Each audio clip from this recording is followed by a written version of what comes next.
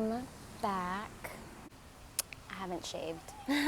I came on here because I love to yap.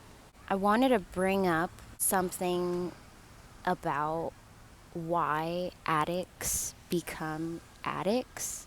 There have been studies shown that skin to skin contact with your baby is very important because those are the first doses of endorphins or even dopamine that the baby is feeling for the first time in its life.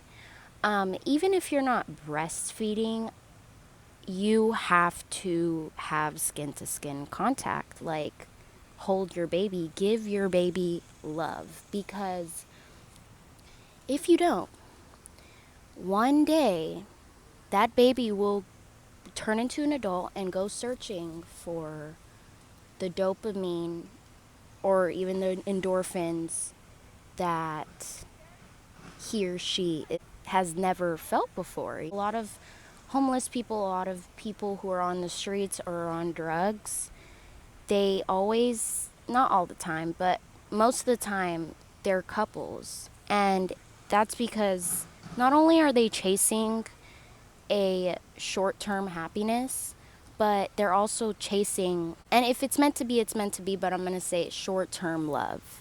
That's because they are trying to find the love that their mother never gave them. You can love a child, but you have to be able to show that love. I understand there's a lot of parents out there who don't know how to show love. They love their child, but they don't show it. And I'm not here to give 101 parenting tips and tricks because I'm not a parent, but this is just what I know about drug addiction and why drug addicts end up chasing that same feeling of love because they're getting it confused with an addiction. Like there's kids out there that didn't get that love from their mother and still went on, achieved all their goals, dreams, became successful. But most of the time, most drug addicts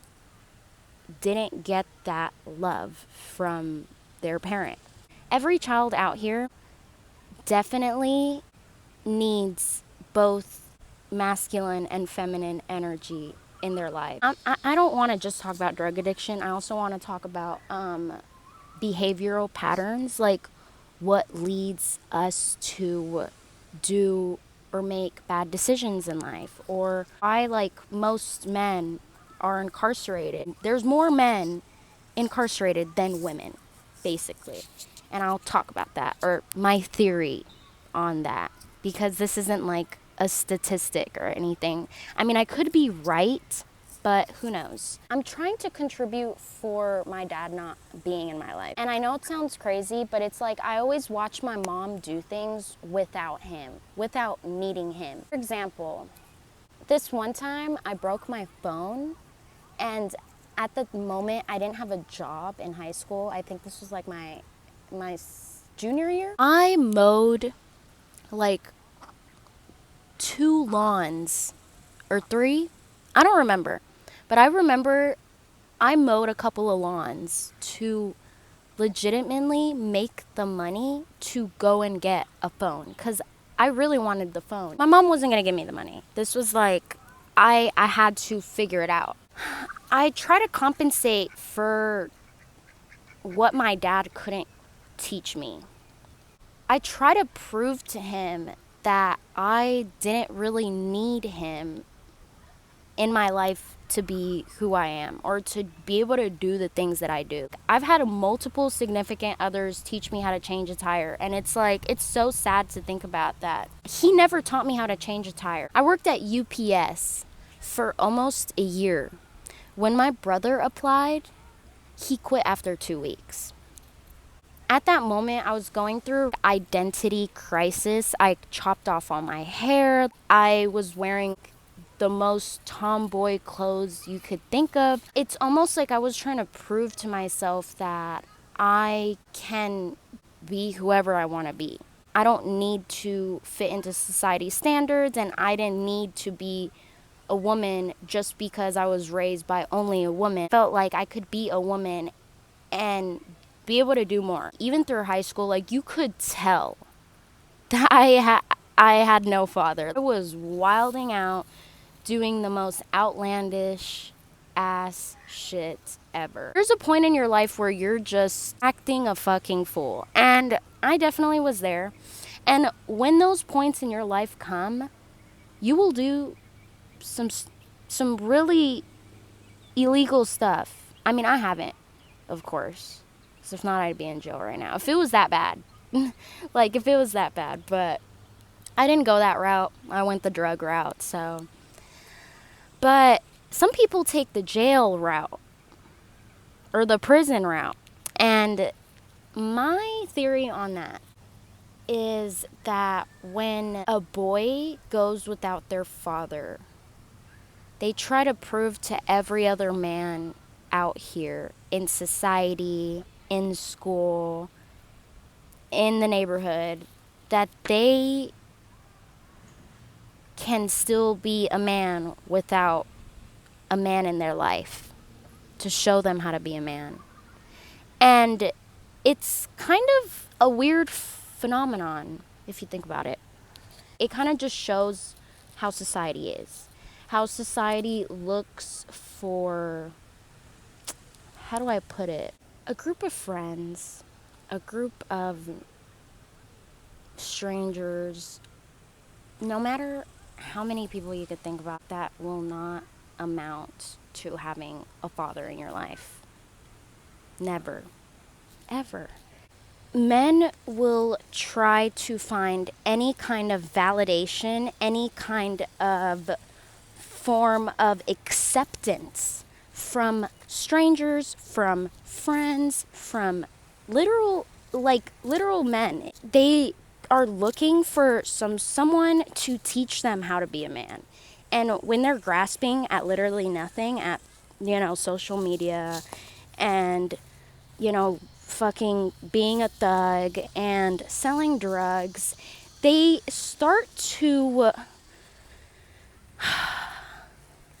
genuinely, delusionally believe that that's what that takes to be a real man, is to provide with easy money. And nobody taught them how to take the long route. Nobody taught them how to have patience, how to learn, how to, make sacrifices in life. Nobody taught them how to do that. And that's why they go out into the world and they make bad decisions.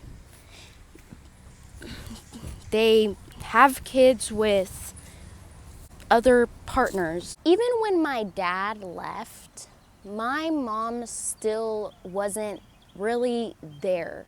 For the first 10 years of my life, she was working. It's more so she got so zoned into work, she completely forgot she had children. And I know the whole reason why she was doing it was because of us, was for her children. But when you get so focused on the future, you forget about the present. You gotta remember, tomorrow is not always promised. I feel like she failed to remember that. We never got to spend the time that we could have in those crucial years of childhood with our mother. And I'm just putting that in a perspective to where everyone can understand that it is so okay for you to focus on the future. Do what you gotta do for the future, but do not forget about now. Do not forget about the present. Don't forget that you have people in your life right now. You don't know if they're gonna be there tomorrow. You don't know if they're gonna be there next month. You don't know if they're even gonna finish off the year with you. I'm not trying to scare anybody, but we're living to die. You never know if the future will come. You could say that's why I've had so much resentment for my mother. is because I didn't see her as a mom anymore. My aunt who raised us, she's gone now. I seen her as a grandmother. I seen her as a mother. Like, this woman would braid my hair, would bathe me and my brother.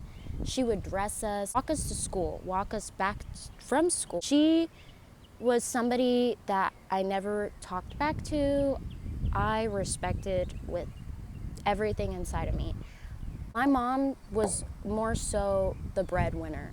She was the man of the household. She was the provider. When my aunt left Mexico and, I was in middle school, I started to really act out. I don't know, I guess it was just that transition of realizing that she wasn't gonna be there anymore and that I'd have to finally face my mom, learn who this woman is.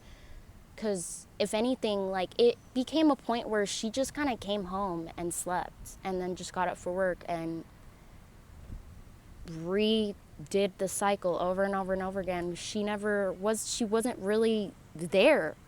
You will learn that you are raising somebody who could not have that respect for you.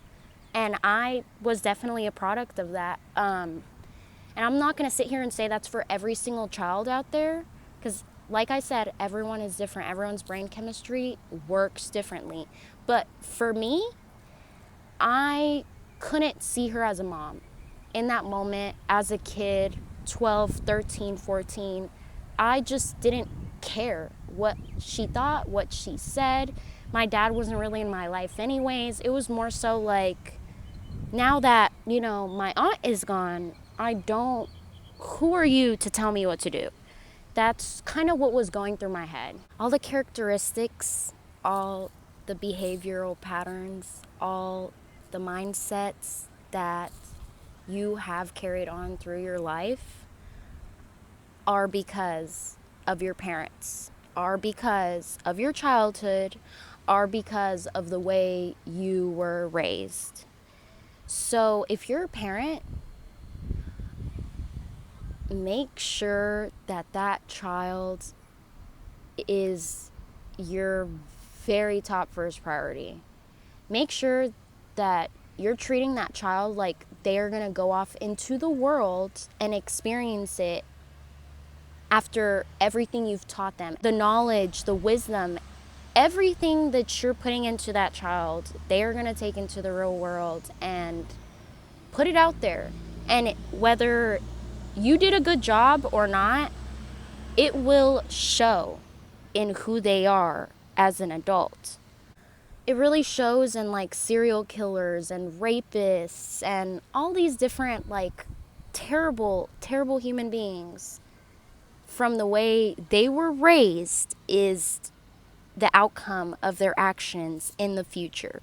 It's not just about drug addicts, and no, it's it all boils down to who you become, because it is more than just, oh, will my son be a drug addict? Or, oh, will my son be a rapist? Being present is like having an open eye. Knowing when there's something wrong with your child, God forbid anything happens to your kid, but imagine if he or she were to get touched, violated, whatever, that can lead to a cycle of effects of butterfly effect that could chase them to their adulthood, and who knows what they'll do with that kind of trauma. Just a final thought for you to think about and sit on, because it's pretty scary that one day you could raise a monster. Straight up. You could do everything right in the book and somehow, some way that could happen. You making sure you covered all your fucking corners. That's all that matters. You did everything you could, and that's all that matters. I don't know why I'm talking about parenting, but I just feel that for me, I'm going through a phase in my life where I'm realizing that my parents are the reason who I am, why I am the way I am. I'm not putting blame on them. That's not the same thing. I'm just acknowledging and realizing and opening my eyes that because of the way I was raised, I have made some poor decisions in my life. Because of, whether my dad was present or my mom was present, I ended up reacting to that in very poor ways. If you listen to the end or watch to the end, I appreciate you so much. I will let you guys go. Bye. I love you. Take care. Don't do drugs.